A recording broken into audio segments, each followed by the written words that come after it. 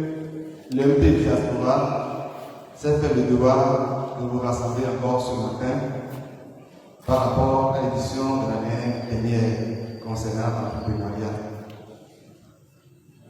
L'MP est en relation avec l'Église México pour le développement holistique de tous ses membres, dont le volet des jeunes, raison pour laquelle vous êtes là ce matin pour cette formation. Et je disais que aucun d'entre vous qui ont suivi la formation l'année passée vont nous donner des témoignages sur le feedback de ce que vous avez reçu, comment vous l'avez appliqué sur le terrain, dans vos mouvements et dans votre localité.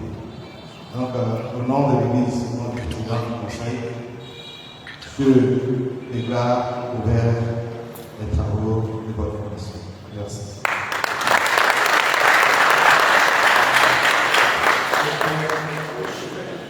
Elder, jeunesse dans l'église.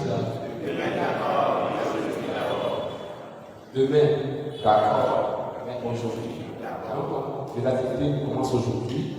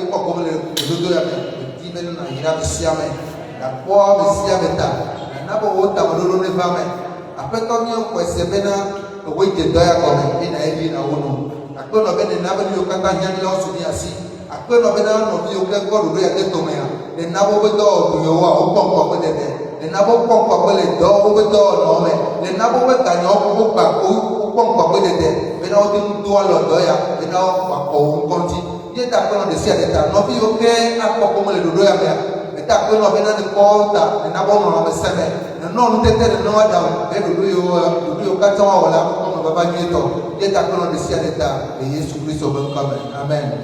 Il ne repartira pas tel que tu étais avant d'arriver. Donc je voudrais te prier de suivre attentivement ce que le Seigneur peut dire pour toi. Il ne faut pas regarder sur ma personne, mais dis-toi que tu as un devoir avec le Seigneur, que ce matin le Seigneur veut partir par moi pour te bénir. Parce qu'avant de venir ici, le Seigneur sait ce qui est bon pour toi. Le Seigneur sait ce dont tu as besoin. Je voudrais te rappeler que le plan de Dieu pour toi est que tu prospères à tous égards. Et que tu sois en bonne santé comme prospère les gens qui t'entendent pas le but, c'est comme ils nous reçoivent par le message. Alors je rappelle à quelqu'un ce matin que le plan de Dieu pour ta vie est que tu puisses prospérer physiquement, spirituellement, financièrement, dans tous les domaines pour la prospérer. C'est ça.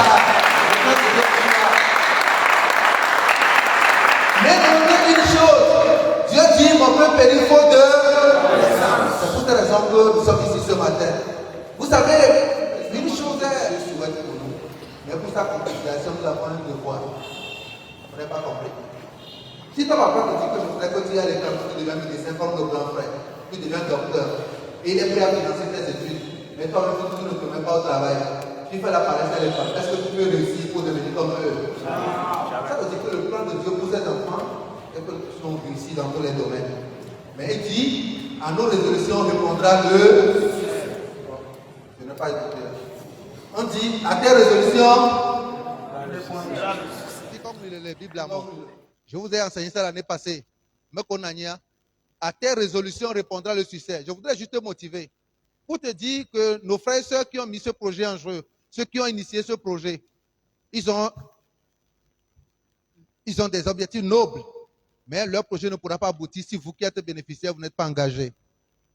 C'est pour cette raison que je vous demande de vous rappeler, de vous souvenir de ce verset-là. La Bible dit, à tes résolutions répondra le... Vous avez compris ça? À nos résolutions répondra le succès. Oui, où est-ce qu'on a écrit ça?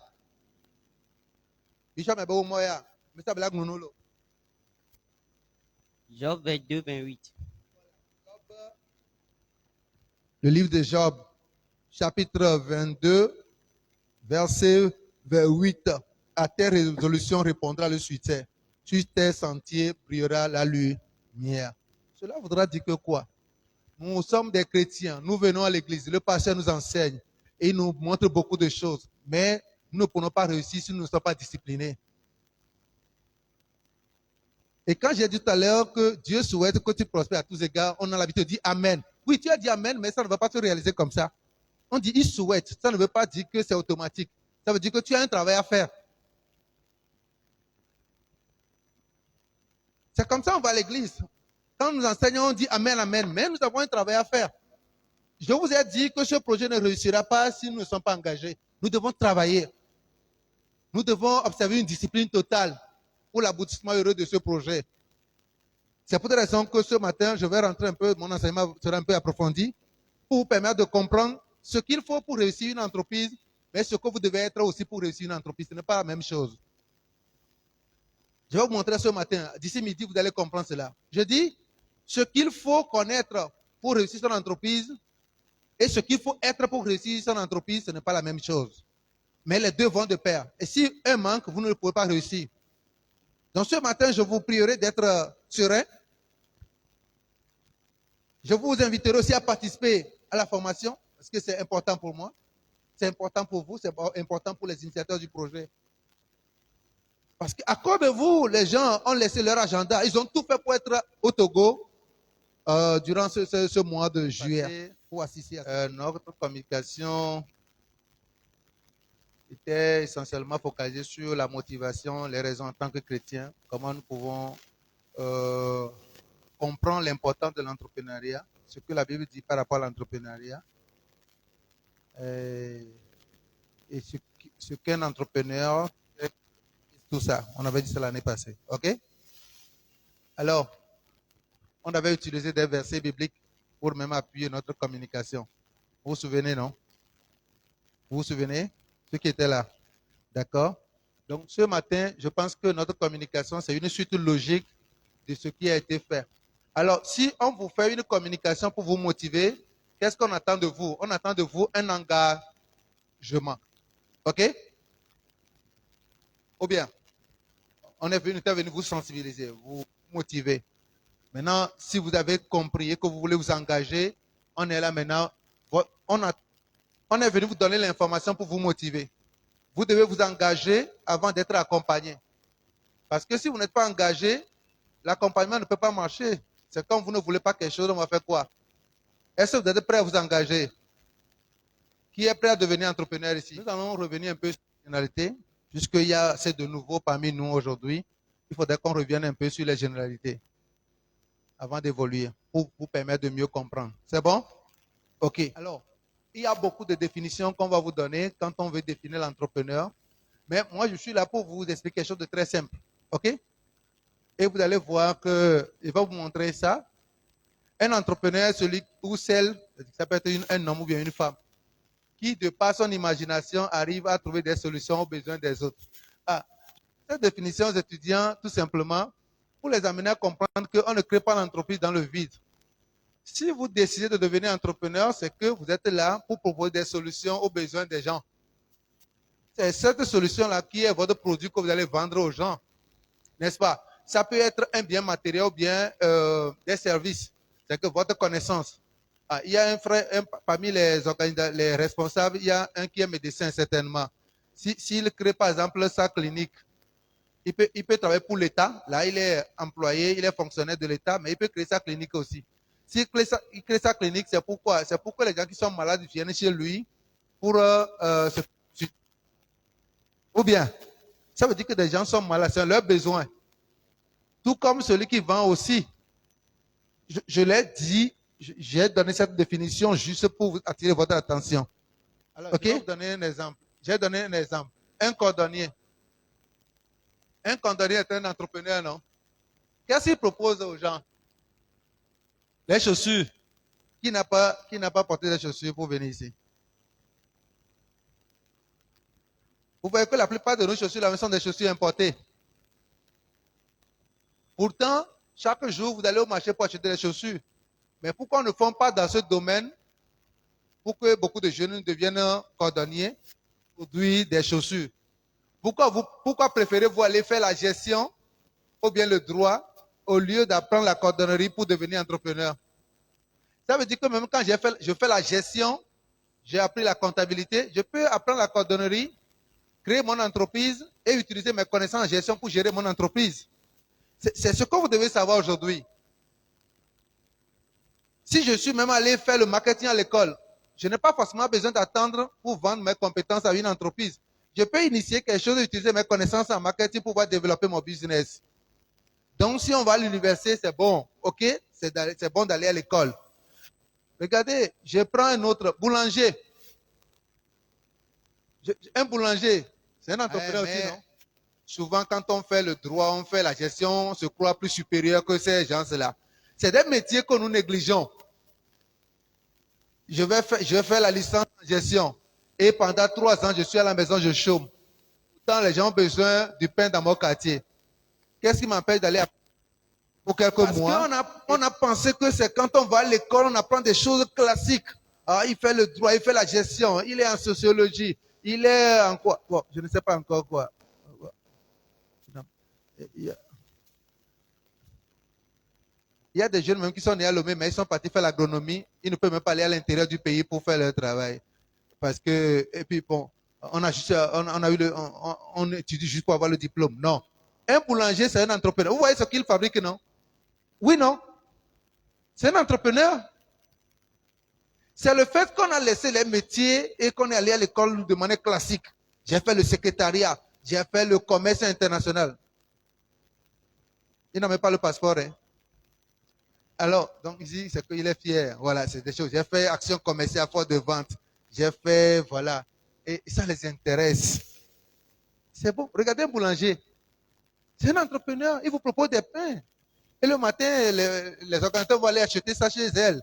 Et puis, ben voilà, lui, il a son argent. Il est tranquille. Pourtant, toi qui as eu la licence en droit ou bien en gestion, En marketing, tu es là-bas depuis là pour dire que j'ai fait, j'ai l'honneur, je ne trouve pas. Alors qu'à côté de toi, il y a des gens qui ont besoin de pain.